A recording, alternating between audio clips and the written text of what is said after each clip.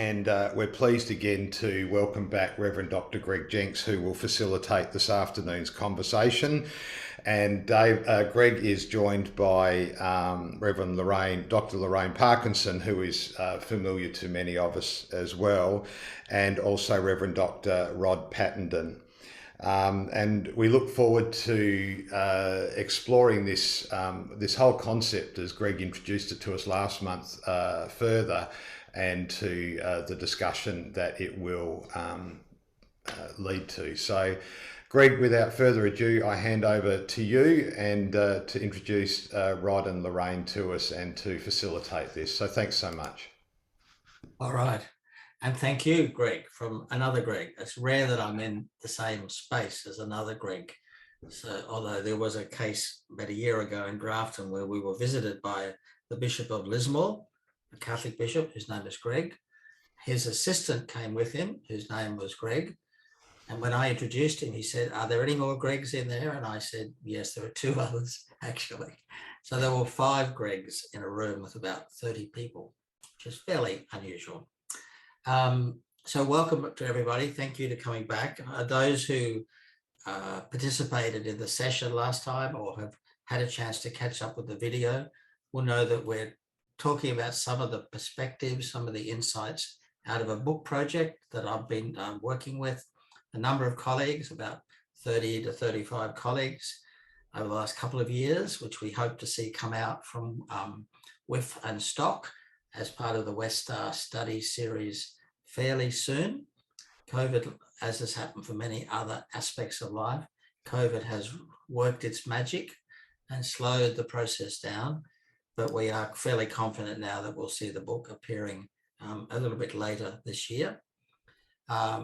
What we decided to do, what the invitation was, I guess, from Dick originally, was for me to talk more generally about the project last time, which we did. And then for this session to actually have a couple of the folk who are contributing to the book, one from section 1, which looks at more historical afterlives of Jesus. And that was to be David Cohen, who's a lecturer, in fact, the head of biblical studies at Voth Seminary in Perth, but David hasn't appeared as yet. So it may just mean that our agenda, while missing David's input, will be a little bit less crowded than it might be if we actually tried to have 3 guest speakers in the same length program that you normally have. If David does join us, that'll be wonderful, and we'll cope with it if it happens. But I'm guessing that something else has cropped up and he's not able to join us suddenly. The second section of the book, or what is now looking like be the second volume of a 3-volume series, looks more at interfaith afterlives, and so we've invited Lorraine, who, as mentioned, is very well known to many of the PCNV members, of course, and who has recently not only crossed the Tiber, but has gone even further into the barbarian lands and is now in southeast Queensland on the outskirts of Brisbane, which is great for me, although we haven't yet had a chance to catch up, but we will soon. And Lorraine, her particular contribution, you won't be surprised, was to do with some particular Jewish sort of manifestations of the, if you like, the legacy or the ongoing impact of Jesus, particularly within European context. And of course, Lorraine will say more about that shortly. The third section, or now the third volume of the set of books, was looking at what we vaguely called cultural afterlives. And of course, some of the chapters could have been in one or other of the categories, but we've basically allowed them to organize themselves into 3 sets: historical afterlives, interfaith afterlives, and cultural afterlives. And Rod, who again I'll introduce more formally in a moment, but Rod, he will be our would have been our 3rd speaker, perhaps will be our 2nd speaker. Rod's particular interests are in the creative arts, and so he's written a very engaging piece, actually, looking at some of the ways in which the legacy of Jesus is coming out through visual arts within a particular cultural context in the Philippines. So again, Rod will, I think, provide us with lots of food for thought and reflection, and together, between whatever input I have today and the input from Lorraine and Rod, I'm sure you'll get a good taste of some of the scope and variety that we've got in the set of essays. Each of the presenters today was also asked to, not in a mechanical way, but as part of their presentation, to say something about why this project interested them. And remembering by Afterlives, we're not talking about the resurrection of Jesus. We're talking about a very different book. We're talking about the ongoing impact, cultural impact, religious impact, historical impact of the figure of Jesus in successive times and in a range of places, none of which Jesus would have been able to visit in his own lifetime, but where people still talk about him and refer to him and think that they're practicing what he perhaps wants them to do. I think in a perverse way that even applies to the leader of Russia, who thinks he's doing what Jesus would do were he the president of Russia at the moment. I'm sure we don't quite see it the same way.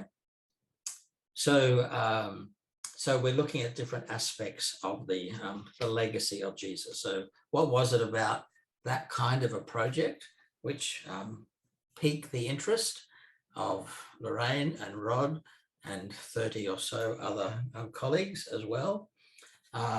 What their particular contribution has focused on within that larger set of questions.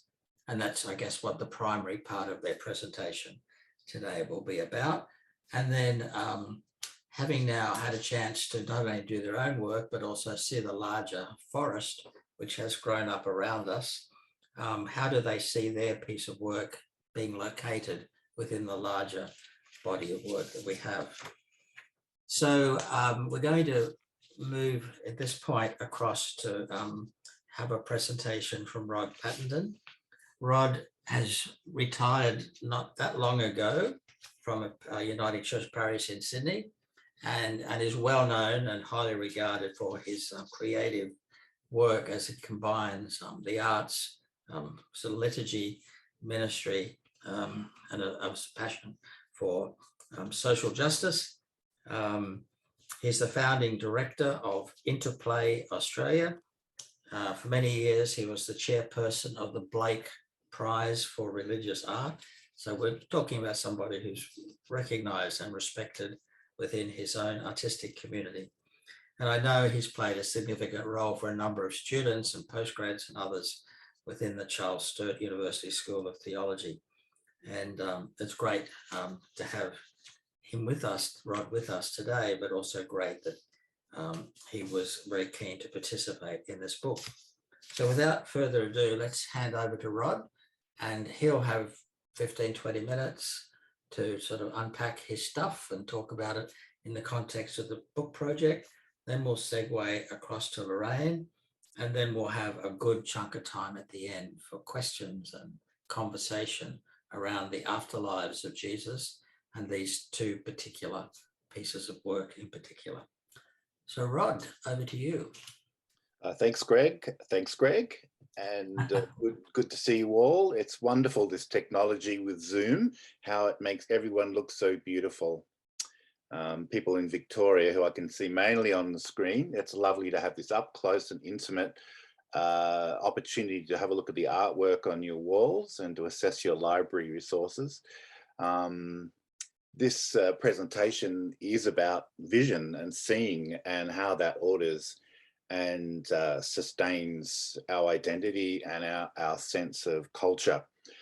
Come today from the land of the Awabakal people in Newcastle, and I pay my respects and respect the knowledge that that has given me in terms of my cultural context. So I'm fascinated with images, and this is particularly important, not just about art, because art invades our lives through images in multiple ways.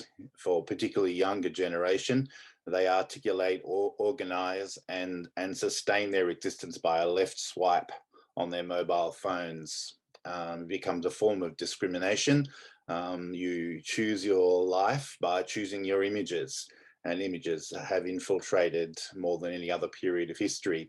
So having some capacity to read and understand images is part of being alive and being discerning in a media culture. And so my contribution to this volume was about the power of images, because they tell us who we are and who we are becoming. And let me just get my little thing up. I hope that will now come up. Hopefully you can see all that. That's the subject of my paper. But for most of us being Australian, we would know artists like Reg Mombassa, who I had the great joy of going to art school with. A bit of a renegade, and certainly not a church-going person, but he would be one example of an artist in Australia who's drawn on the myth of Jesus, and with a very humorous twist, often portrays and reinvents that. Most people, in an anecdotal kind of way, think he's taking offense and making a joke about the Jesus of the church. But it reminds us that most people access their knowledge about Jesus in our popular culture. And for the church, we are unable to keep a boundary around the edge of this manufacturer of hope. Jesus is out there before us and behind us and ahead of us as a cultural object that gathers meaning. So it could have been a good paper on Reg Mombassa, but I decided that what was of more interest to me was the work of Emmanuel Garibay. Garibay has been to Australia. He's had workshops in Melbourne, Adelaide, and Sydney. He's well known through the Asian Christian art networks. He is son of a Methodist minister, and he went to theological college and art school and kind of had to make a decision about what career he would do. He decided he was better at painting than preaching. And so he decided to explore his sense of faith. What was very important for him during the Marcos regime, if you can remember that far, was he was one of those artists out in the street making banners with and using the image of Jesus as the one who is a liberator, the one who is working alongside the poor and the marginalized. So what's interesting about his work is he's been an artist who comes from a cultural context which is enormously overriding Christian. The Philippines is a mainly Catholic country, but whatever you might else say, it's just so thoroughly religious. Religiosity just leaks out in every other part of the culture. And it's dominated by a colonial Spanish heritage. For 350 years, they've had this incredible experience of indigenous cultures being overridden and colonialized by a Spanish culture with a light-skinned Christ surrounded in gold. So the image of Christ in that culture is something that re-represents the power of the crown, the Spanish crown. It keeps people passive. Jesus is an overlord, one who leads in effect to a culture which is largely, there's a great passivity within Filipino culture. If you've ever gone there, it's, according to the tourist brochures, it's the happiest place on earth. The people are so happy. They're also bloody poor, marginalized, oppressed, and screwed by globalism. And the Spanish imperialism has just really been replaced by the United States of America that conquered the country in the 1890s. And 1/5 of the population lost their lives in that war. It was such a terrible act of overseas territorialism, where the United States late in the day was seeking to build its own kingdom. So Christ has become part of the colonial imagination. The figure of Christ is a figure that has been used to assert power, and yet it's been a subject of missionary efforts and theologians and others to try and inculcate this figure of Christ within the Filipino culture. So it's an interesting case study. And for Garibay, who passionately himself is really sympathetic and believes and is moved himself by the figure of Jesus as one who stands alongside the poor and the marginalized, he has really tried amongst the works he does to discover for himself and others a Christ who was alive in the Philippines as a source of liberation and empowerment. And so this is an early work in the early 1990s, and it's called Bathala, which is a Tagalog word for the word that would be used for the divine figure. So he's claiming that even before colonialism, there was within the Philippines this sense of a God figure who was compassionate and held all creation. But in his depiction, we see what we would understand to be the figure of Christ, and see the crucified marks on his hand, a red hammer in his hand, which has a nail still in it, and then a crowbar in the other hand. So this is the Christ who's got down off the cross, pulled out the nails out of his own hands, and he's out there either ready to pull things apart or rebuild. So this is a dangerous, terrifying, disconcerting, disruptive image of Christ in a culture that still lives with a colonial imagination, which creates passivity, which gives an easy egress for power to continue. So that's his effort, that's his interest among his theological works.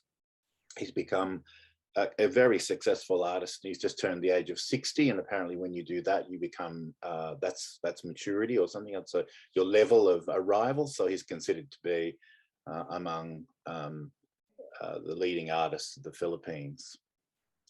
Now this particular image, which I talk about at length in the book, is his search or his problematization, or like he's trying to help us understand the difficulty of finding Christ alive in the culture in which he lives. And this is meant to depict the figuration of Palm Sunday. And in many cultures around the world, Spanish, Greek, Italian, you have the reenactment of these sorts of festivals in the street, where out and through the streets in great joy and reenactment, the story of Easter comes alive. And so here you see a depiction of Jesus in the street. But if you were to search around in that image, you see that there probably are multiple, I hope you can see, there are actually multiple images of Christ.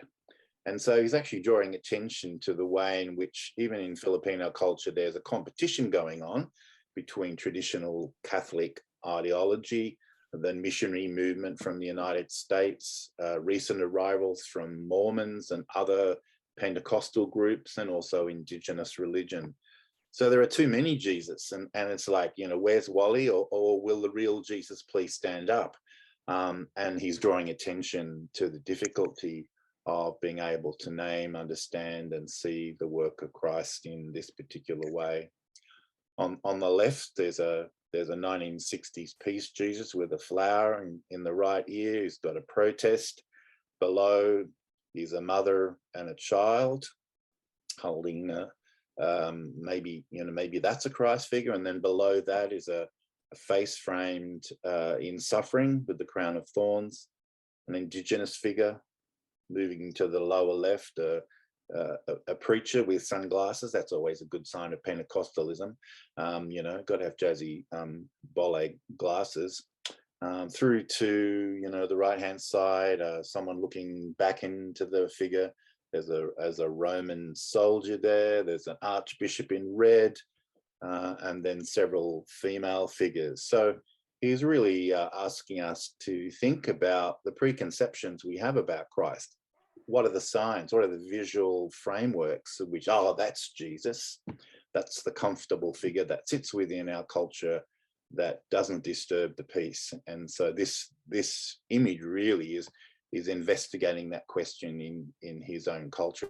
And I think it applies very well to kind of issues we face about the capacity of Christ to be, as we would like to name, Christ being present in a particular cultural context and the lures and manipulations of power that go along with each of these figures as they appeal for followers, as they make promises of prosperity, consumer culture, etc. All of these things go with the way in which religious belief is communicated in a material secular society. The final image, and I'm rattling along swiftly, is this image, which is probably the most well-known image. This is one version of a image he's painted several times over the last 15 years. Is a figure of Emmaus. And the most famous image of Emmaus probably lies behind that, and that's the work by Caravaggio, which I probably should have had a slide up, 1601, but a good image to look at, where Jesus breaks the bread at the table, and all of a sudden the disciples coil back in their chairs because they've recognized this stranger. And Caravaggio has an unshaven young man, so that's his visual solution to why they didn't recognize Jesus. Oh, well, Jesus, when you die and you're resurrected, you have a shave. That's a sign of the resurrection. But that's his solution to the misrecognition of the figure. But at the breaking of the bread, the disciples recoil in horror and shock as they recognize the figure. And so this is the same moment where the figure in the middle, a very androgynous face, but clearly a female person. And here the disciples, one's literally scratching his head, the others are pointing and waggling these wonderful, long, expressive fingers, sort of like El Greco, very, very Spanish mural kind of painting. And they're laughing because it's a joke. Oh, how could we have not recognized you? So it's a moment of hilarity. And they're all laughing around the table in recognition at their inability to see. And so that really invites us to think about the way we see, how we're trained in a cultural context to see things neatly within certain patterns and visual forms. And then the shock when we see something new, see a different way of understanding. And so here is the Jesus figure, a woman in a red dress who's sitting in a cafe. So that's another moment of shock. Jesus appears in the everyday eating place of a Filipino village, not in some holy place, not in a place gilt with gold, candles, etc. So it's the very ordinariness of people's lives that Christ appears. And then I think another level of shock is the fact that this woman is wearing a red cafe dress. And within Filipino culture, a woman with her shoulders exposed and with a very attractive red dress, nothing wrong with red dresses per se, but we would understand within the Filipino context that this is a woman who's quite marginalized, who may or may not earn her living from being a companion to others. So in terms of the hierarchy of cultural power, this is a woman, this is a marginal woman, this is a poor woman in the everyday. And so for Western viewers, it's his work has been used on covers of books and to great acclaim as a feminist perspective. But I think a more fuller understanding is that this is a figure that Garibay has found to shock us into realizing the manner in which, well, to question, well, where is Christ in our cultural context? This is an illuminating way it can happen. And for Filipino... Oh, well, I just went out and had a look at the Caravaggio. Did I?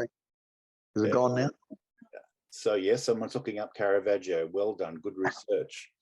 But there's a last and final level, which is that it also hooks into the feminine spirituality of indigenous culture in the Philippines, where women were priests.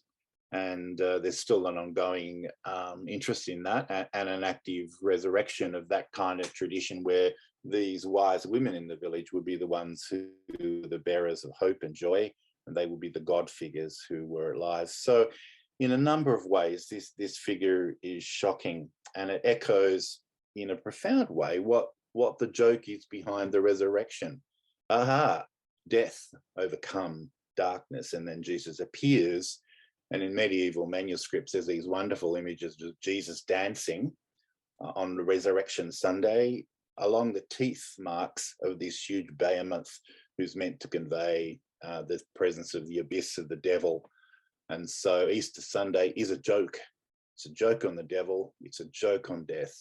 And in Garabay's world, it's a joke that should shock us into, well, the possibility of expanding our sense of Christ.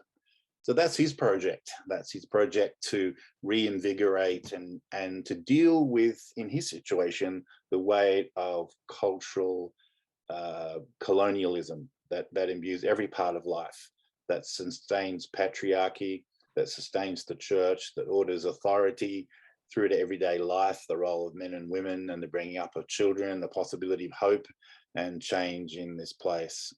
And he posits this figure of a female Christ as the liberator and shocking bearer of hope in his culture. Amen. Wow, thank you, Rod. I'm sure you've triggered lots of questions and reflection points. So I would just encourage people to use the chat box, or maybe just even a bit of paper and a pen next to you, just to make a note of any issues you'd like to raise shortly when we have a chance to open up for conversation and discussion.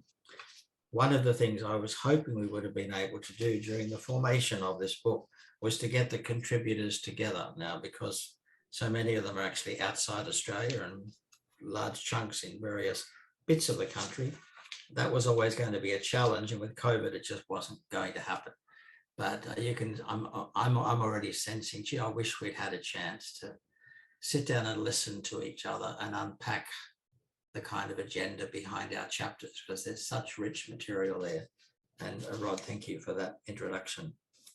I'd love to be sitting in on a conversation with you and a few of the other contributors around how the sort of media images shape and how we see Jesus, but of course, how we see ourselves.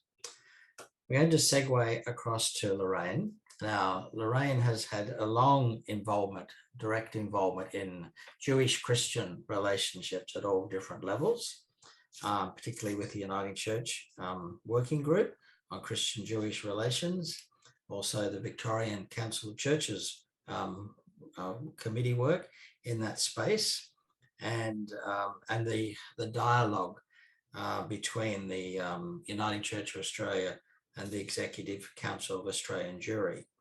At a point in time, I was actually on the Anglican equivalent of that dialogue, and they are fascinating spaces for people of faith to meet and engage and find common ground and recognise differences which we, to our peril, overlook.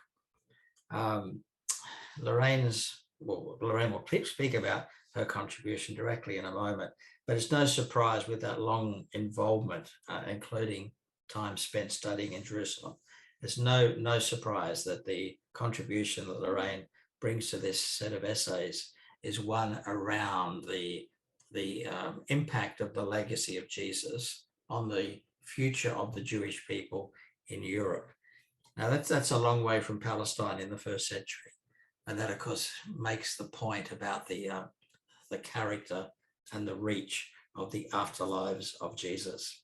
So Lorraine, with great delight, I'm going to pass the ball across to you. If you want to take control of the PowerPoint sharing and screen sharing, can I just remind everybody, please make sure your microphones are on silent or switched off, muted, so that if you're chatting with somebody in your room or the dog barks or the phone rings, we don't all get to hear what's happening in your room, because when that happens, your screen will become active, and that's what's being recorded for people watching the video later. So Christopher in particular, could you please mute your microphone? And thank you, Lorraine, over to you. Okay.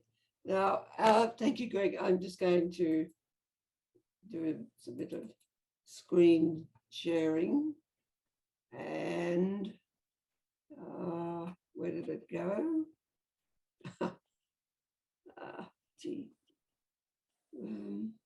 This is different, folks. Gosh. Right, here we go. And right. Okay, I think you can all see that. Thank you, Greg, for your introduction. I'll give you a bit of a clue as to why I wanted to be a part of Greg's project. And so a big thank you to Greg, first of all, for including me in Afterlives and also for inviting me onto this panel. Afterlives of Jesus, it has enormous scope. As somebody who's now been privileged to actually read it, but in the beginning it was the global, including historical and of course, as Greg says, the interfaith perspectives that it would cover that just drew me in.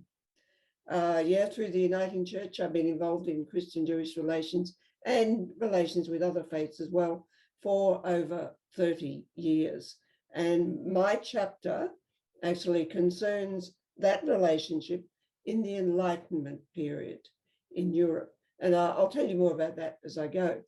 But what I'm going to do is to give you a quick overview of the chapters in section 2, which is called Interfaith Afterlives of Jesus. And look, until you read them, you may not even realize that you have unanswered questions about the afterlife of Jesus in faiths other than Christianity. Okay, so Robert Price leads off with a very sharp reminder that Christianity has been reinvented through the ages in accordance with inherited religious backgrounds and cultures, sometimes leading to syncretism. And he points out the danger of translating scripture into different languages. For instance, Islamic theologians fear the translation of the Quran into other languages because of this kind of mistranslation from one language to another. Well, yes, like Hebrew into Latin, into Greek, and of course into English. We all know the pitfalls involved in that. And so next comes Mustafa Abu Sway's summary of Jesus and Mary in the Quran. And I think this statement of his just sums up what follows. The Islamic creed, Quran and Sunnah of the Prophet, peace be upon him, includes scriptures of Abraham, Torah of Moses, Psalms of David, and the Gospel of Jesus. The prophets of Israel, including Jesus Christ, are integral to the Islamic faith. And then follow comments about Jesus and Mary in the Quran, the Muslim response to the Christian triune God, and the prophecy in the Quran about the coming of the Prophet Muhammad, peace be upon him. That prophecy appears in the words of Jesus in, as Sway says, a gospel that does not exist anymore in its original form. Now, there's just so much more to learn about all of this in that chapter. Now, in his chapter, Richard Freund offers a fascinating possibility about the writing of the Christian Gospels from oral sources as well as written sources. And he cites a process, fascinating process, of producing original oral rabbinic sources as written teachings, right up to the Vilna Gaon in the 18th century. So he summarizes that process. The afterlife of rabbinic teachings involved a multi-generational process of oral study, reflection, writing, editing, and publishing. If there's a lesson for the understanding of the afterlives of figures from Socrates to the Vilna Gaon, it comes from studying what the disciples may have had to work with when they started writing. And his final comment, one has to assume this was also the classical model for the New Testament gospel accounts. So exciting stuff for New Testament scholars and anybody who reads it. Okay, well, here is my contribution, the disappeared Jesus and the emancipation of European Jewry. Now, as Greg says, the background to my participation in Christian-Jewish relations was a Jewish studies major in my arts degree. And part of that was reading Jewish philosophers, such as Moses Mendelssohn and David Friedlander. And that produced for me a real shock of recognition in their ideas about the unity of humanity and possibilities for equality between Jews and Christians. That, they believed, would lead to a final and definite emancipation of European Jews. Well, I thought surely those ideas were what Jesus, the Jew, would have encouraged. But where was he? No such ideas were coming from the European churches of that time. They claimed ownership of Jesus, at the same time denying his Jewishness. The afterlife of Jesus in that period was controlled. It was controlled by the church's Christological doctrine amid very clear signs of anti-Semitism. My chapter is largely based on a book called The Conversion by the Jewish writer Aharon Appelfeld. And it deals with the church's involvement in the baptism of Jewish people for so-called rational reasons. In the Enlightenment period, Jews were no longer being forcibly baptized as they had in the past, and any conversions were a voluntary matter. But often for practical rather than pietistic reasons.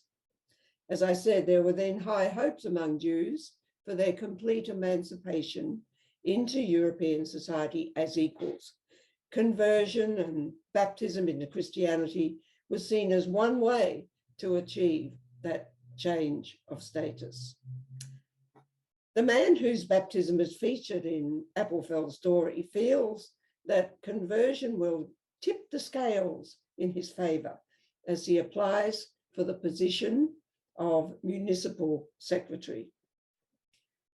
The European Church of the Enlightenment period had much to answer for in its denial of Jesus the Jew, as actually Jocelyn Kellam points out in an excellent chapter that she's written on the Aryan Jesus. The church then had no qualms about baptizing Jesus people for those kinds of non-religious reasons. Why? Because the church was blatantly using its sacrament of baptism as a means of eradicating Judaism from Europe, one Jew at a time, which helped, of course, to lay the foundation for the Holocaust. But since then, of course, the disappeared Jesus has reappeared in a very different kind of afterlife in his inspiration for a compassionate life, which underlies all kinds of movements for peace and the well-being of nature.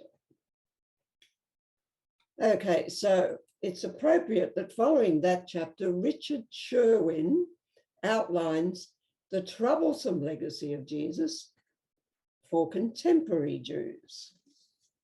His opening statement is instructive. Judaism was seriously affected by having been embedded in diverse Christian cultures, and Judaism has been troubled by the reality that Jesus was a Jew, because that could not be separated from its function within dominant Christian cultures.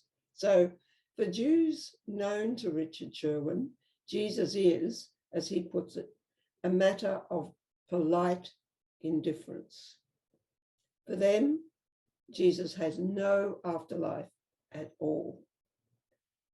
But Sherwin also notes that for many spiritual masters through the ages, these eccentrics outlasted their country's historical chaos, horrors, and wars. And because of that insight, he can now say any blame from Jesus for the catastrophes to nation and people he was identified with by Gentiles after his death is removed. Very thoughtful piece from Richard Sherwin. And from there to Jesus as yogi, not Yogi Bear, yogi in Hinduism. Vishal Sharma offers for me a surprising statement. Jesus is recognized by many Hindu saints as an incarnation of God alongside Rama, Krishna, Buddha, and Chaitanya. And the teachings of Jesus can be integrated into Hindu belief and practice. Okay, from there to Ruist, that is Confucian receptions of Jesus in late imperial China. Bin Song and Ryan Pino have given us early negative and then late positive receptions of Jesus in Ruism during that period. About the early negative receptions of Jesus, they say, well, early Ruists compared Jesus with sage kings and virtuous rulers, e.g. Confucius, and found Jesus wanting. Some Ru were simply perplexed by claims about Jesus as God incarnate and of God as triune. Jesus was particularly derided as a criminal executed for sedition, as this was thought to be totally incongruous with a truly sagely character, much less a divine one. At a later stage, a much more positive stage, some Ru were sympathetic to missionaries and willing to accept Jesus as comparable to certain sages of antiquity, but not higher. In the late Ming period, which goes up to the early 20th century, Confucian Christians had a wholehearted acceptance of Christianity and of Jesus himself without rejection of their core Ruist commitments. So a few snippets of a fascinating story there. Now, included in this section are chapters about non-traditional Christian afterlives of Jesus. And the first one concerns the founder of the Mormon faith, Joseph Smith, by Keith Thompson. Now, mainly by referring to the writing of Stephen Webb, Keith Thompson offers very interesting takeaways about Joseph Smith's beliefs. And so I've got two short ones here. On the one hand, despite the materiality of Christ, his goodness, energy, and power might still be able to permeate the entire universe. And on the other hand, a plan for the literal divinization of every human being was made in heaven before the foundations of the earth were laid. And the plan called for Christ to sweat blood in a sacrificial atonement. So there are different ideas from the Mormon faith that I was not aware of and that I'm sure you will find fascinating. According to Joseph Smith, Christ was teaching through a modern day prophet, Smith, of course, that he expected his followers to completely overcome the evils of their lives and become as perfect as they can while still in the flesh. And there's a lot more in that chapter about the afterlife of Jesus in the Mormon faith. John W.H. Smith, who's known to quite a lot of us, has written about ideas in his recent book, Jesus and the transforming power of friendship. This examination of the power of friendship as embodied by Jesus, I think, can be summed up in John Smith's own statement about the afterlife of Jesus into the future. The evidence here is clear. Today's world is in desperate need of healing and will only be transformed through acts of kindness and compassionate friendship.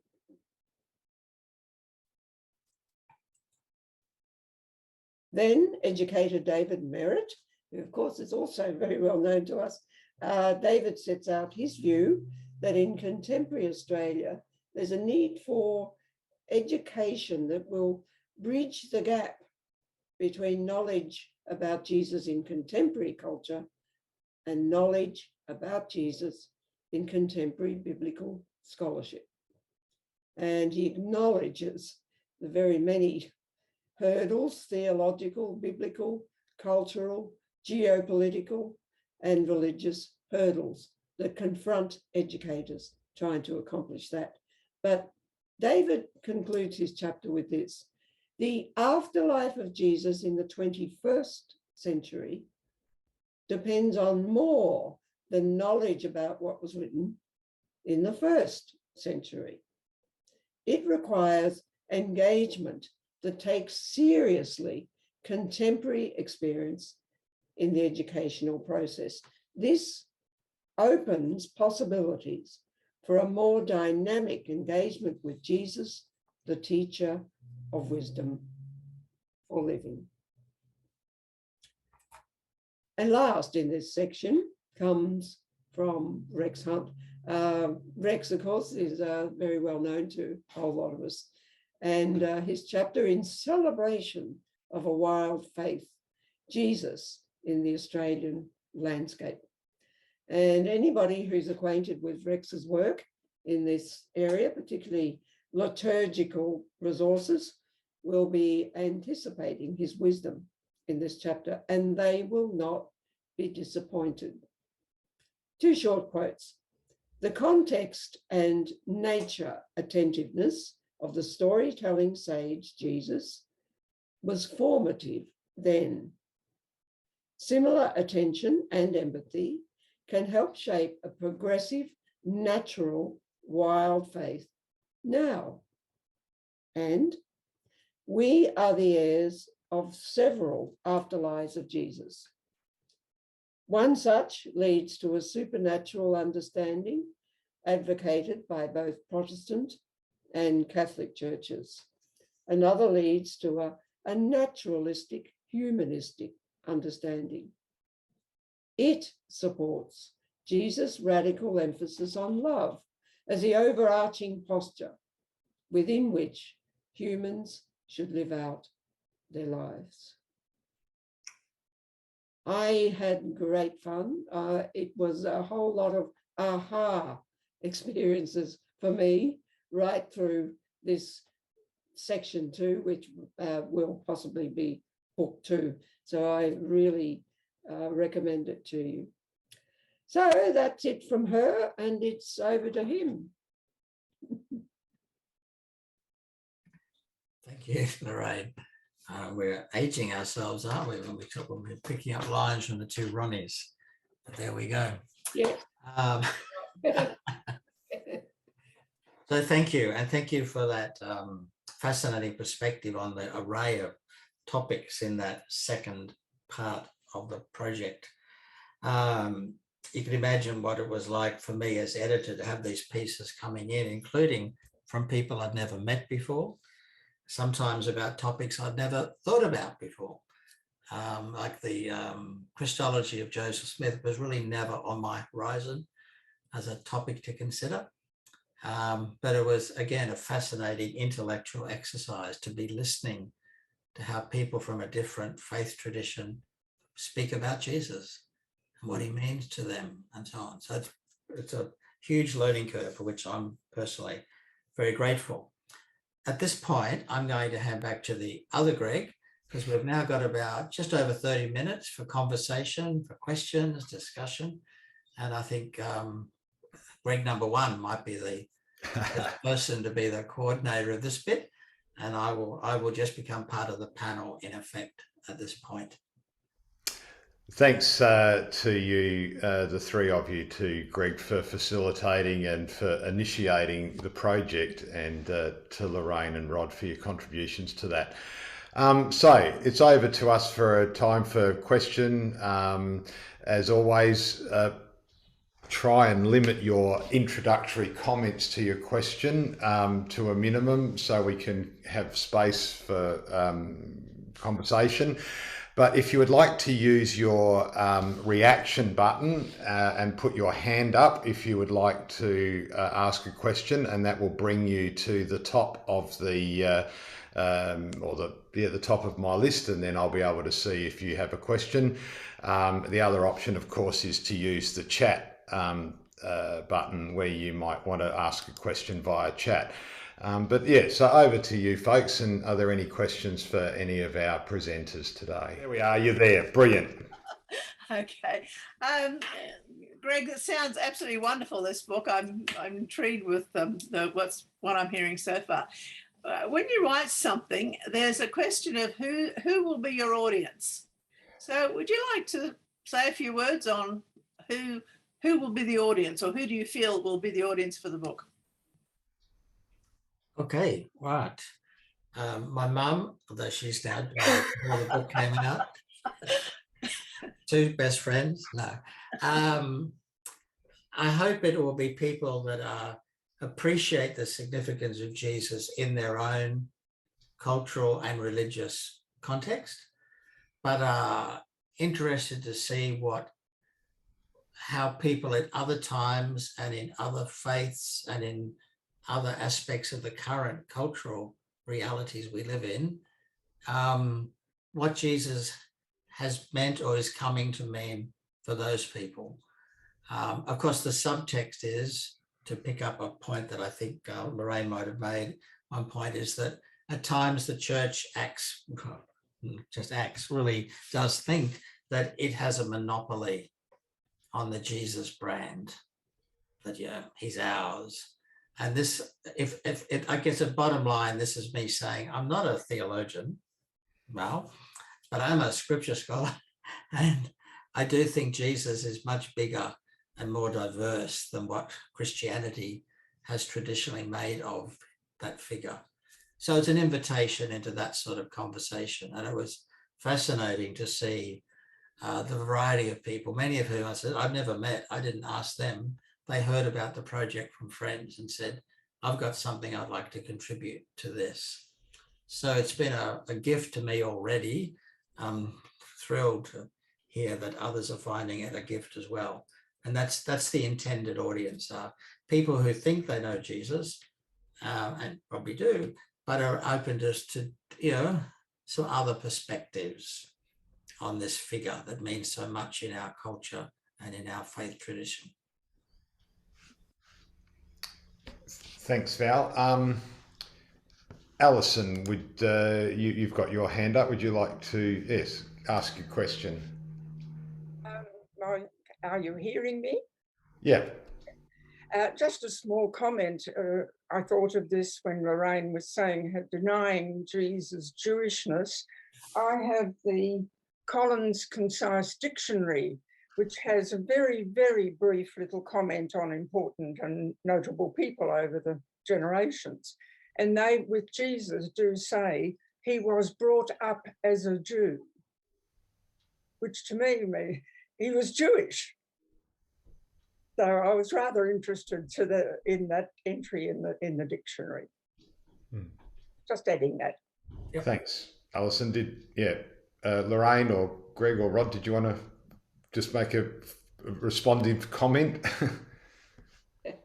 No, I mentioned that there is a chapter. You see, there's a whole other section to this book that we haven't addressed directly this afternoon. Unfortunately, the man who was to do that is not been able to come.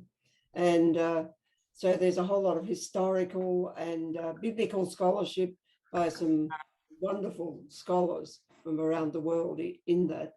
But Jocelyn Kellum has written about the Aryan Jesus. And, you know, this is the 20th century church in Europe, mainly Germany, which decided that Jesus was not a Jew at all. And this is where you and I, who when we went to Sunday school, really got the outskirts of all this idea of Jesus as a blonde-haired, blue-eyed Aryan, as the Germans call it. And I've seen all those posters in my Sunday school when I was a kid, as I'm sure you have. So yeah, the church did think it owned Jesus, but alongside the church, I guess I knew that Jesus was in the Quran, but I had no idea that Jesus was so readily acceptable to Hindu people. We know about Mahatma Gandhi reading the New Testament and coming up with Satyagraha, the idea of the non-violent resistance to the British, you know. So we don't own, or we, that is, Christians, do not own him, because everything he said is universal. It's universal wisdom. So I was fascinated, as you will be, just to add to my knowledge of Jesus outside of Christianity through this book. I think that comment about Jesus being Jewish is really problematic. It's an old question around whether you have to become Jewish before you become Christian. And in the section of the book, the final section, which of course being left to last is really the most eloquent and fabulous section of the book, 11 essays, and these are people who come from Indigenous Australian, Tongan, New Zealand, queer perspectives from women, so a range of contexts, and a number of those essays claim that Jesus is present in our culture, that Jesus was not brought by the missionaries, like it wasn't an innovation which is being thrust on us. It's not a new idea. It's not this technical presentation of a theological set of precepts from a European worldview. So that's an interesting question, because they're saying that the presence of Jesus predates contact with the missionaries, that the kind of figure that we understand Jesus to be belongs and is identified within our culture. And I find, as I'm in the role of a preacher, where I'm interpreting the scriptures, particularly the Gospels each week, I was confronted, I suppose, with the awareness that I'm a progressive preacher, that I've learnt from feminist and queer perspectives, and I have a clear idea who Jesus is now. It's the true biblical meaning, to be differentiated from those fundamentalists. There's a kind of implicit arrogance with a progressive kind of view, that you kind of end up thinking you actually have the right view, and that the Bible is always on the right side of history. So Greg gives us a lovely set of perspectives, expanding perhaps our view, where cultures are coming back to us and saying, well, if you hold dearly these Western precepts, then here is a cultural evidence that we might have some perspectives to offer you that are confronting and challenging. Indigenous culture, for example, doesn't deal with dualisms, which is so much a basic precept of our theology and behaviour. It deals with wholeness. And I was really grateful, I think, within the section I'm working, that Greg concludes the whole collection with an essay by Janice McRandall. And she points out that the danger of progressive folk, or wherever you belong, about reinventing Jesus with the right clothing, the attitudes, etc., that fit in most eloquently to the positions we hold. That, in a sense, we need to be wary of the way in which we manipulate the tradition ourselves. Thanks. Any other questions or? It's a 265-565 has his hand up. Oh, not on my. Okay, well, he's not clicked the raise hand, so he'll be on your second screen perhaps. Right. If that person wants to unmute themselves and speak, there you go. I'm off everybody's screen, I'm afraid. Oh, My name's Terry. hi, Terry. I'd like to ask Pat and Lorraine in particular.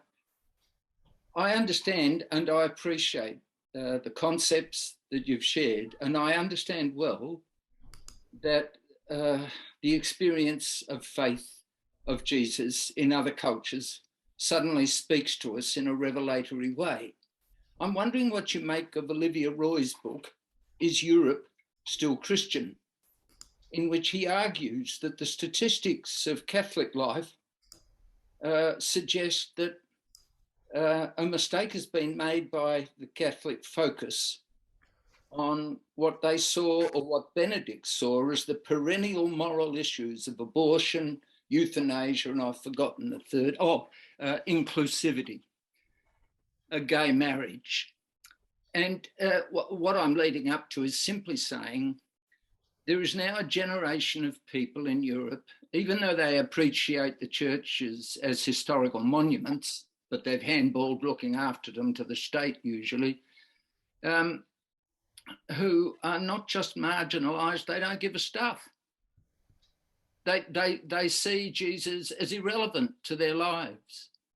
They're focused on human rights, which I would have thought was another form of revelation. But I'm just asking, as someone who hasn't read the material you've been describing, what your reaction to that is? How does that kind of marginalisation in that generation of Europeans, and perhaps even in parts of Australia, I don't know, how do you respond to that? What's the relevance of the afterlife of Jesus, or what is the afterlife of Jesus among such people? Yeah, okay. Others might want to answer this too, but I do agree, having been to a lot of the cathedrals in Europe, mainly Catholic ones, of course, they are there, and they really are museums to the past. And I knew several Catholic people who said they could not find a mass. We're going to a huge cathedral, but there was no mass being said there. However, look, to me, there's a very, very appealing afterlife of Jesus, appearing, if you like, in Pope Francis. Pope Francis is a very different kettle of fish from Benedict before him, and he has taken hold of the Jesus teaching, and they seem to be primarily what he talks about. And he is inclusive in a way that I don't know any other Pope, or maybe John the 23rd in Vatican II. Back in Vatican II, a particular document was produced called Nostra Aetate, and what that said was all Catholic liturgies should remove derogatory mentions of Jews. Now, that worked for a while. There's been a sliding back, I understand, in some areas. But I would say a lot of people, Catholic and non-Catholic, find that Pope Francis is really more like a Jesus figure than previous popes. So I don't know if anyone else wants to comment on that. I'm unmuted. I wish we'd had a chapter on that, specifically on that question. That is, so what is the afterlife of Jesus in a secular post-Christian world? Now, there are various nibbles at that. David's chapter in particular is about engaging with Jesus in a secular context. If Lloyd Gearing had put in a chapter But I mean, several of Lloyd's published works make very clear, in his view, secular humanism is the afterlife of Jesus at the end of the story. That's the gift to the cosmos. That's the gift to the world from the Jesus tradition. So I'm sure there are different angles on this. The book does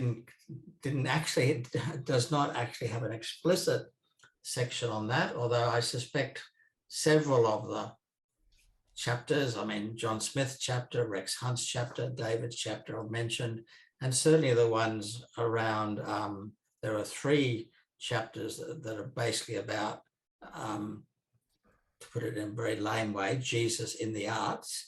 They're all entirely different.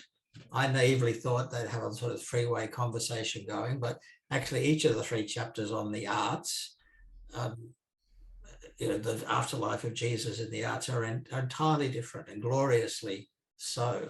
There's an afternoon program in and of itself to get those 3 people talking about Jesus in media and popular culture and so on. So it is, I mean, the unfinished business in the book includes, given that it's not just Europe, I mean, Australia even more so, is a post-Christian world. So what is the afterlife of Jesus look like in that? I'm reminded of that, going back to Garabray's work, piece on Emmaus.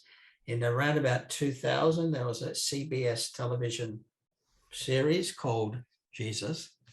And like a number of things, it had 2 editions. There was a North American version and there was a European version. In the North American version, Jesus appears to the disciples in the upper room, and they're shocked and surprised and do all that stuff.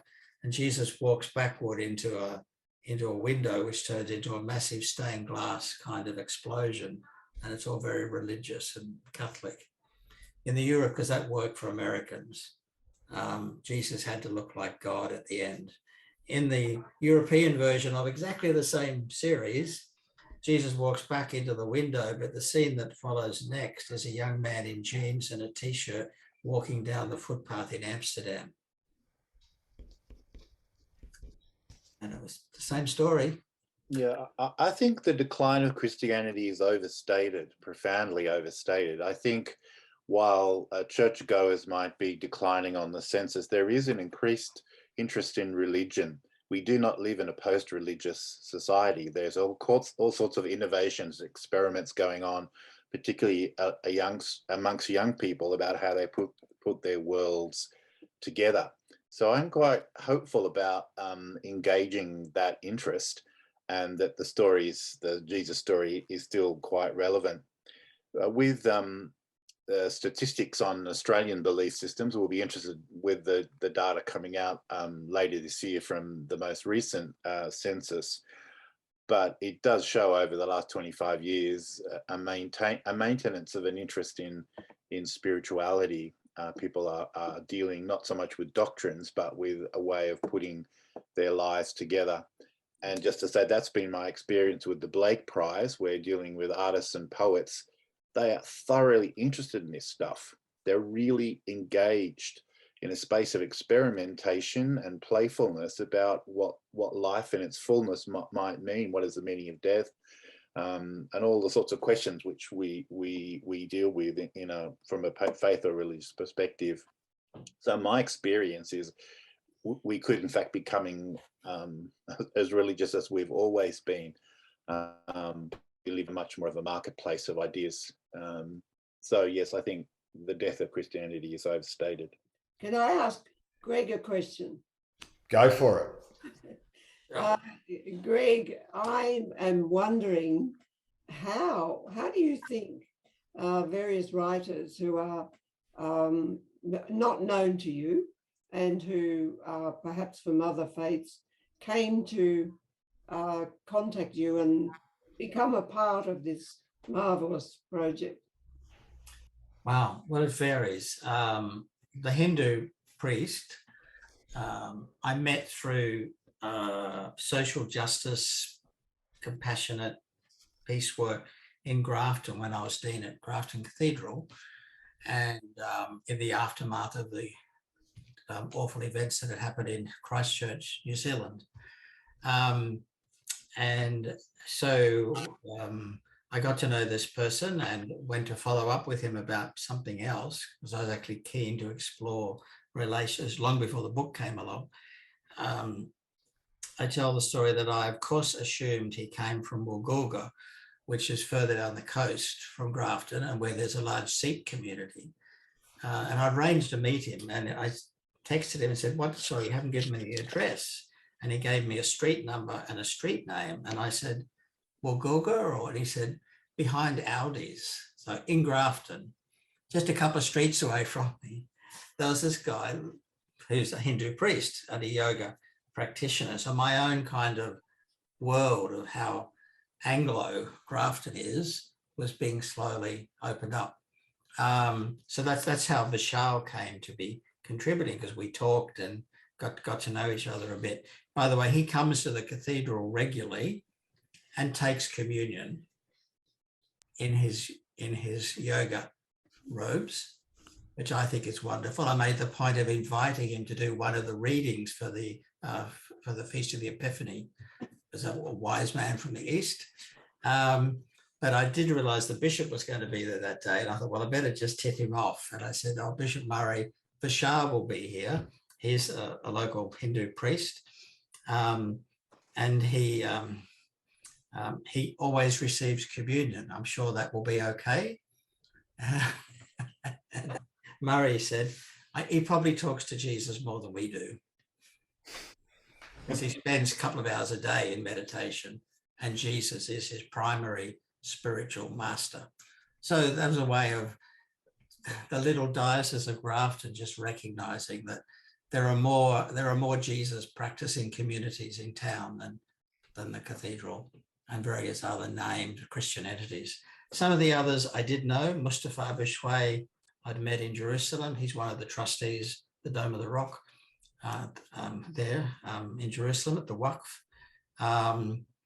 The Jewish contribution, particular Jewish contribution from Dick Sherwin, who is a Jewish person who writes poetry about Jesus in English rather than in Hebrew, though he's quite fluent in Hebrew. I met him through academic interfaith research type projects. So people came from various, and then other people said, "Oh, I think so-and-so might be interested," or mention them, and they contacted me directly. So it was just something that evolved as the process went along. Yeah. Good.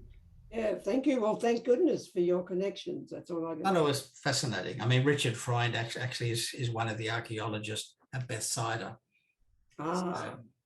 And is the head of Jewish studies at a university in the northeast of the US and so on. So all kinds of different connections came together, and there are some obvious gaps. There are no African contributions.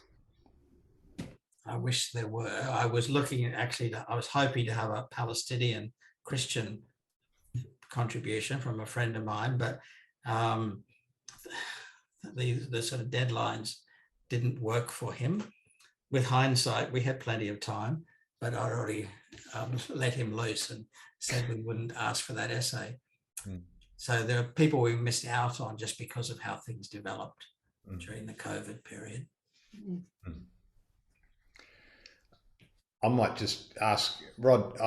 Thank you for sharing those images, and I was particularly taken, Rod, by the Emmaus Road one, because of the two people sitting at the table in the background, and it never occurred to me that there would be other people sitting in a cafe observing this profound awakening that a small group of people were having.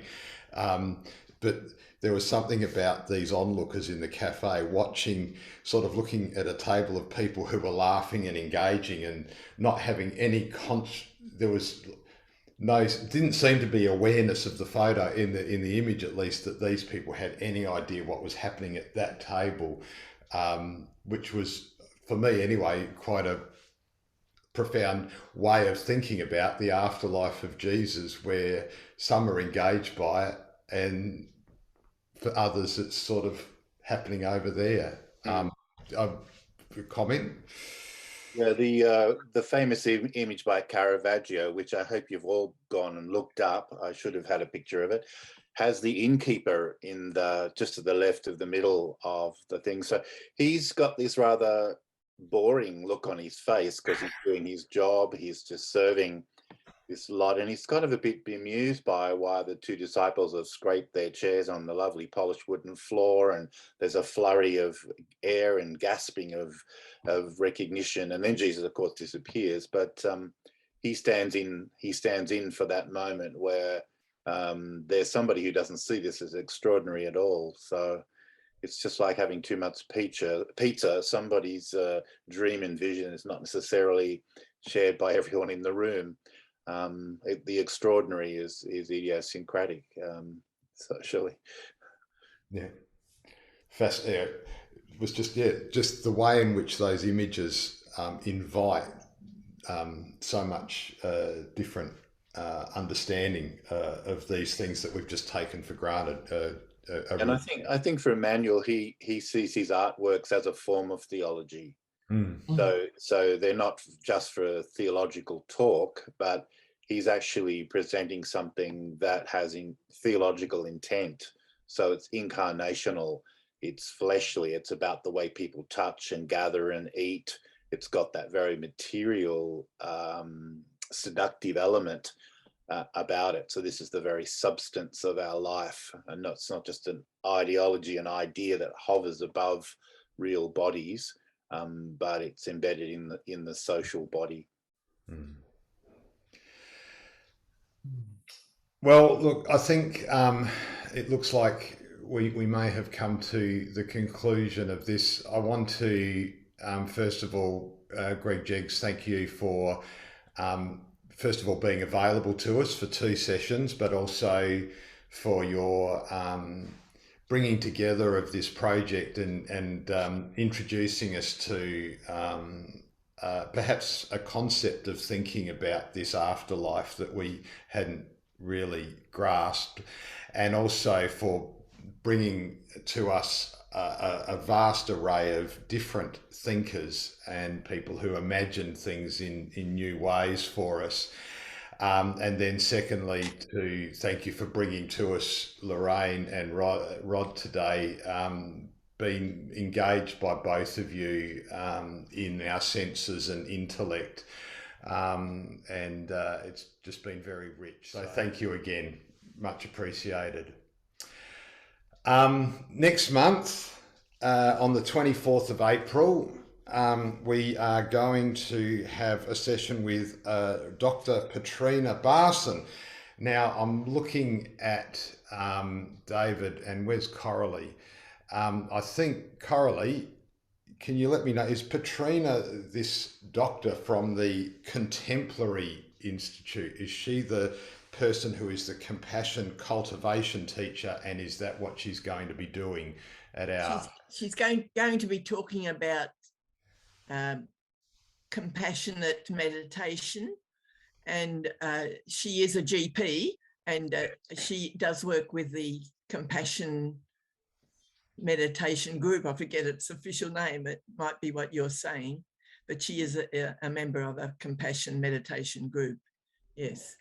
And is that going to be a Zoom, or will it be in person? It's going to be live. It's going to be live, so but hybrid. So our next session will be at 3 o'clock at Ewing Memorial on the 24th of April live, and but there will also be the possibility of Zooming in. I'm glad I know that, because I'll be organising. Yes. That side of it. There we go. So if you didn't think you were alive, it'll be live on. You'll be alive on the 24th of April. You can enjoy your liveness. And it'll be earlier, 3 o'clock rather and 3 o'clock. Take note of that. Keep your eyes out for the promotion activity coming out in your inboxes. Yeah. Well, thanks for that, folks. Go well. L'chaim to life, and enjoy the rest of your Sunday. And again, thanks for joining in, and we'll see you another time. Best wishes to everyone. Bye now.